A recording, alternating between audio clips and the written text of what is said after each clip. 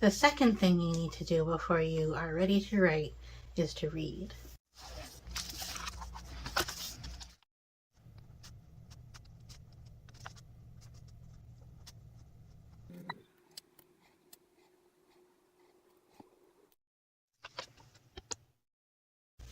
Hi guys, I'm oddfud.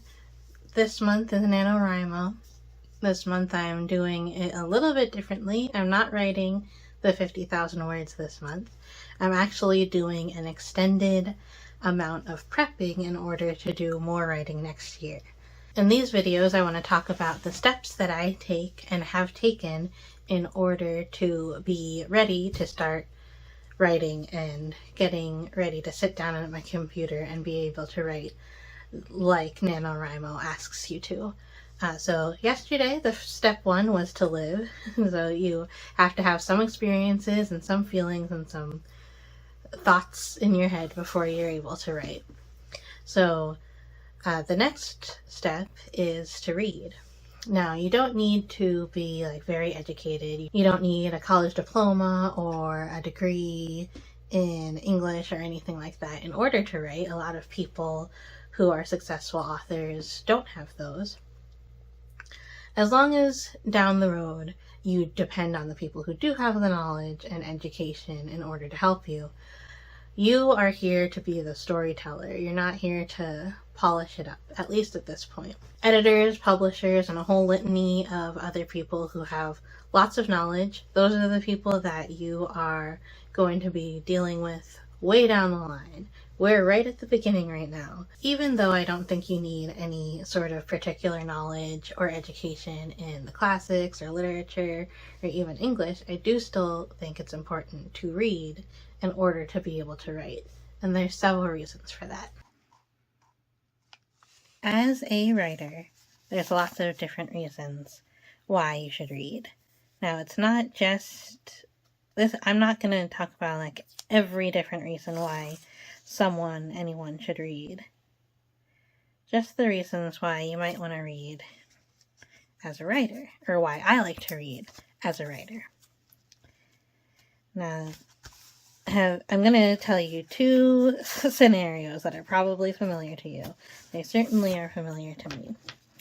One is when you are listening to someone tell you a story about what they had for dinner, or a dream they had, or what happened to them when they went to Shipwheel Island, and you can feel your eyes start to gloss over, and you're confused, and you're trying to figure out what they're trying to even tell you. What are they even saying? You have to piece everything together. And the other scenario is maybe you've been telling a story and you realize the person you're talking to is the one with glazed over eyes. Certainly in storytelling like that, when you're just talking to someone, not all stories have to be successful or published or polished, but it is nice to have a structure. And there's not only one kind of structure, there are many kinds of structure. Reading, you can find out many different kinds of structures that you can use in your storytelling adventure. Another important reason to read is to find what books you like. Now, I'm not saying that the books that you like to read will necessarily be the books that you like to write, but as the more and more I try to keep this channel to be my experiences and just saying what is happening to me and not what you should go out and do, what happened to me is that the books that I like to read are the books that I like to write. And it turns out that there are a lot of books that I don't like to read. In fact, most books out there I would not like to read. I think I might not have become a reader if I didn't need it. What I mean by that is when I was younger, I was the youngest of 7. My dad was loud. There's always lots of people in the house. I needed things to be quiet. What I liked to do in order to be quiet and to find some, I read. And if I didn't like a book, then it wasn't going to really help me find that kind of peace that I needed. So I had to find books that I liked. And the books that I liked were realistic fiction. I think the book I'm reading now is actually marked realistic fiction. Yeah, it is. Realistic fiction. Now I like to read YA, young adult. I probably liked to read YA when I was younger also, but the realistic fiction adult novels are good too, as long as they're fairly easy to read and kind of like relatable. Now, when I found that, then that changed everything, because if I based anything off of the books that I read for school, then nothing would ever lead me to being a writer. I would have never thought it, because I am nothing like those people. I am nothing like those authors. Even disregarding the fact that they're mostly old or dead European men, they simply didn't write about things that I cared about. That's why finding what you like can be so important.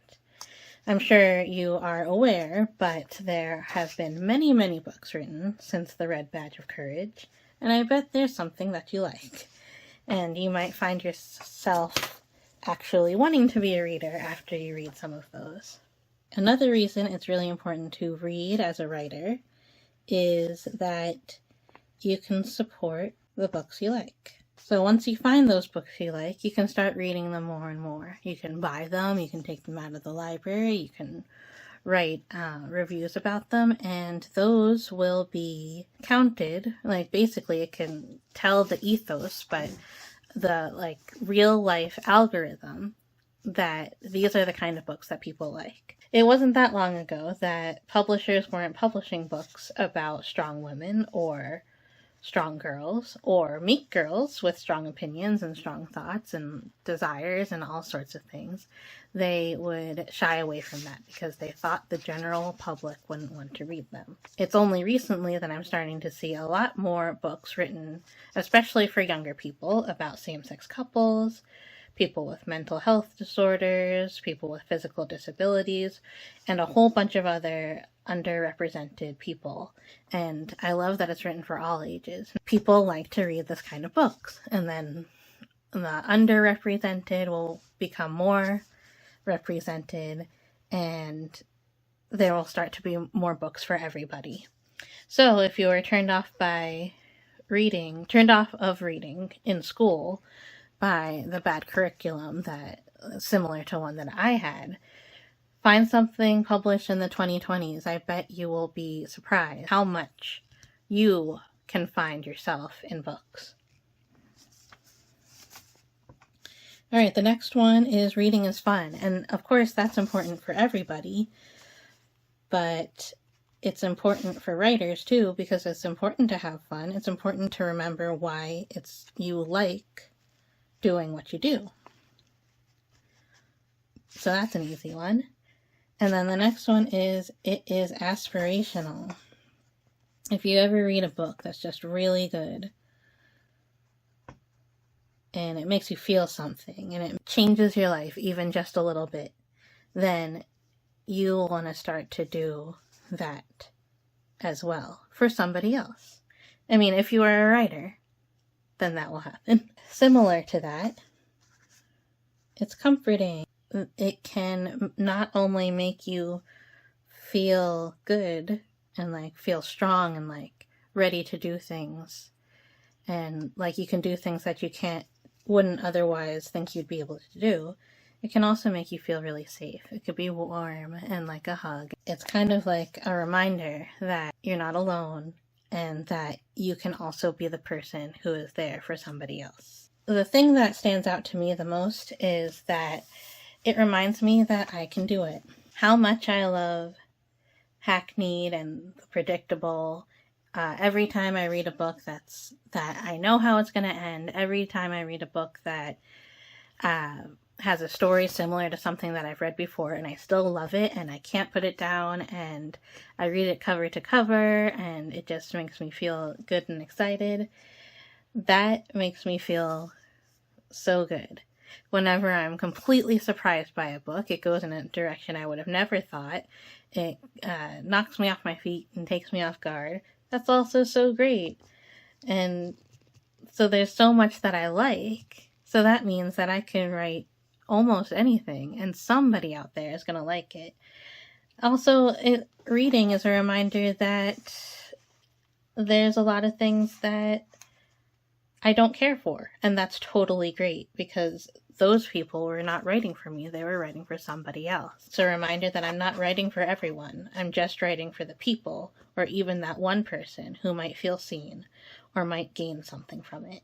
And the most important is that as a writer, I know that authors make and create their books as a gift, and they are meant to be read. So I hope that as a writer, you are reading as much as possible. I feel like a month that goes by that I don't read something, that is a month that I didn't work on my writing as much as I could have. There certainly have been recent months that I didn't write at all, but I still felt like I worked on my writing because I was reading a lot. So thanks so much for watching.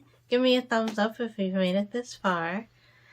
Subscribe for more videos like this so you can learn more tips and steps in becoming ready to become a better writer. Ring the bell to be notified of tomorrow's video. Tomorrow's step is a very unique step that I don't think a lot of people do, so stay tuned for that one. And thanks so much for watching.